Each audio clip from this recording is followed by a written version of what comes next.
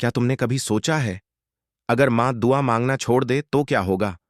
वो माँ जो हर सुबह अपने बेटे के लिए हाथ उठाती थी, आज चुप है, बस खामोश।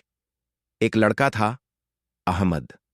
हर सुबह वो अपनी माँ के पास जाता और माँ कहती, बेटा, अल्लाह तुझे हमेशा कामयाब करे। अहमद का दिन उसी दुआ से शुरू होता था। लेकिन वक्त बीतता गया, अहमद की जिंदगी में दोस्त, काम और दुनिया की भागदौड़ बढ़ गई। अब वो माँ की बातों पर ध्यान नहीं देता था। माँ पुकारती, मगर अब उसकी आवाज अहमद के दिल तक नहीं पहुंचती थी। एक दिन माँ बीमार पड़ गई और दुआएं बंद हो गईं। अहमद का नसीब भी जैसे रुक गया। हर दरवाजा बंद, हर कोशिश नाकाम।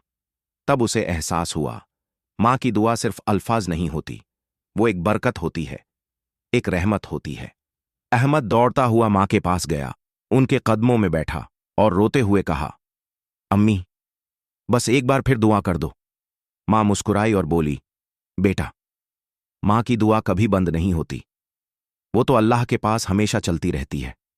दोस्तों, अगर तुम्हारी माँ जिंदा है तो समझ लो, तुम दुनिया के सबसे अमीर इंसान हो। आज ही अपनी माँ के लिए दुआ करो, क्योंकि माँ की दुआ से बड़ी ताकत कोई नहीं होती।